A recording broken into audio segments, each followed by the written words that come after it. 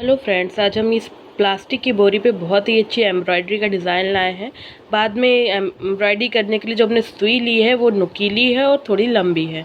हमने इसमें अपना धागा डाल, ये ऊन हमने पिरो लिए अपनी सुई पे, दोनों तरफ से लगभग 1-1 इंच छोड़ के यहाँ बीचों बीच में से हम सुई निकालेंगे। इसके बाद हम आगे की तरफ 3 कॉलम्स को काउंट करेंगे और ऊपर की तरफ 5 कॉलम को।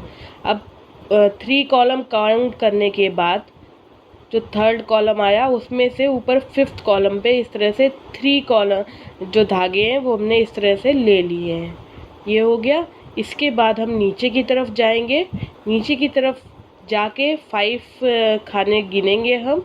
5 खाने गिनकर और आगे 3 खाने गिनेंगे, यानी 3rd खाने पर हम फिर से अपनी सुई को इंसर्ट करके 3 खाने लगातार हम इस तरह से सुई पे उठा लेंगे।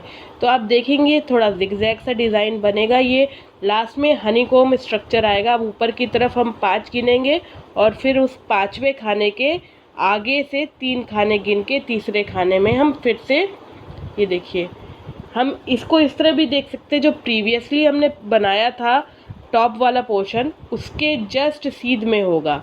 यहाँ पर हम 5 काउंट करके और फिर 3 आगे की तरफ काउंट करेंगे तो हमें यहाँ पर 3 खाने फिर से उठाने पड़ेंगे। इस तरह से हम स्ट्रक्चर जो बना रहे हैं, पूरे इस पीस में हम कढ़ाई करेंगे और इस पीस की कढ़ाई करने के बाद हम इससे एक छोटा सा पाउच बनाएंगे जो बहुत ही यूटिलिटी के लिए किसी भी चीज़ में यूज़ किया जा सकता है। तो हम यहाँ पे इस तरह से कढ़ाई पहले कर लेंगे।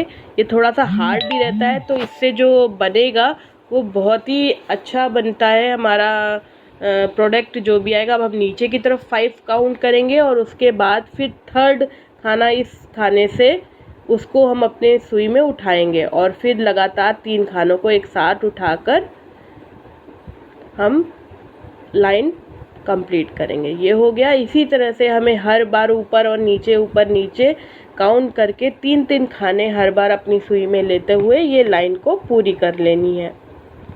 तो हम आपको बता रहे थे ये जो सैक होती है थोड़ी हार्ड होती है, तो इसमें हमें कोई भी चीज़ हार्डनर की तरह यूज़ नहीं करनी पड़ेगी और जो भी पाउच या किट हम इससे बनाएंगे वो बहुत ही स्ट्रॉन्ग और स्टिफ बनेगा। मतलब ये है कि वो आसानी से अपना शेप नहीं छोड़ेगा और हम उसे यूज़ कर सकते हैं आराम से। तो ऐसे पूरे में करना है हमें इस लाइन में।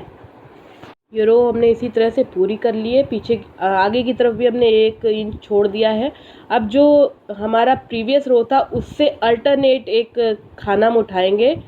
उसके जस्ट जहाँ नीचे के रो में एक खाना हमने ऊन दिख रही है उस जगह का खाना उठाएंगे और उसके बाद वाला एक खाना, सिर्फ 2 खाने हम उठाएंगे और इस तरह से सुई को खींच लेंगे। अगली रो शुरू करने के लिए हमें इसी तरह करना होगा। फिर हम ऊपर की तरफ सिर्फ 4 खाने ऐसे ले जाना है। इसे 4 खाने इसलिए कह रहे हैं क्योंकि जो प्रीवियस रो है उससे हमें 5वां खाना जाना होता है। तो एक रो हम एक्स्ट्रा यहाँ बिन चुके हैं, तो 4 खाने गिनेंगे और 4 खाने के बाद 3 खाने आगे की तरफ बिनेंगे।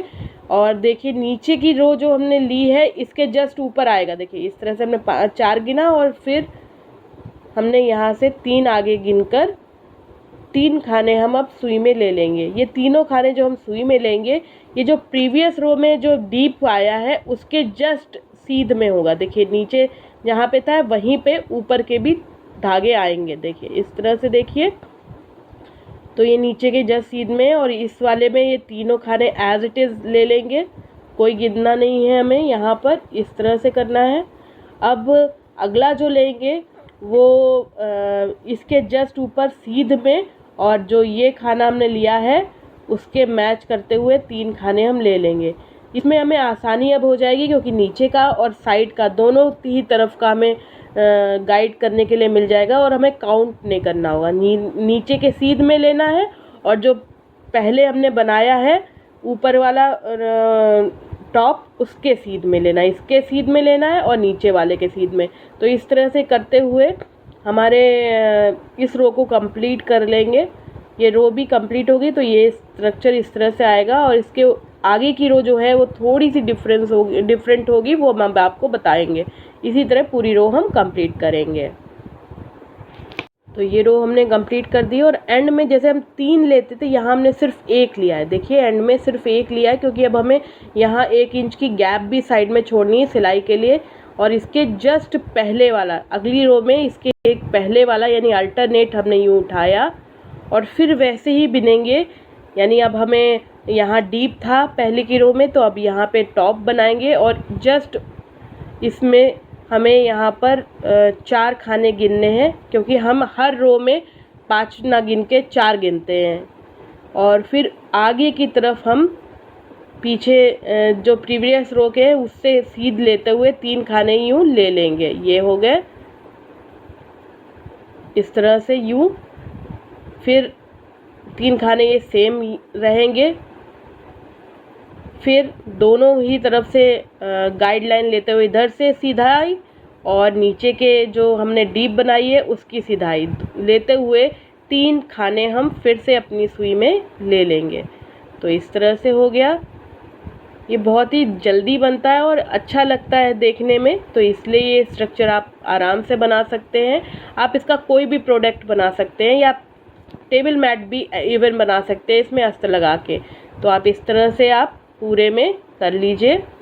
यहाँ हम एक और चीज़ बताना चाहते हैं कि अगर सुई में धागा ख़त्म हो जाए तो जहाँ अगली बार हमें बिनना हो उसी जगह अपनी सुई को इंसर्ट कर दीजिए। ऐसे नीचे जाके सुई में से चाहे तो धागा निकाल दीजिए, चाहे सुई में लगा रहने दीजिए और इस तरह से एकदम बेस के पास ऐसे गांठ लगा दीजिए।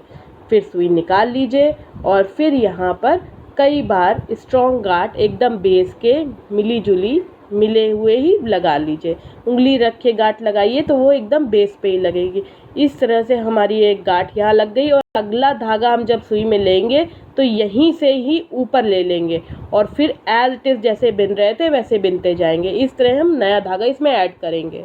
ये है देखिए पूरी कढ़ाई होने के बाद फाइनल लुक। अगर आपको मेरा वीडियो ट्यूटोरियल अच्छा लगा तो इस वीडियो को लाइक कीजिएगा और मेरे नए वीडियो के लिए ज़रूर चैनल को अगर सब्सक्राइब नहीं किया तो रेड सब्सक्राइब बटन दबा लीजिएगा क्योंकि अभी हम इसी पीस से हम एक पाउच बनाएंगे।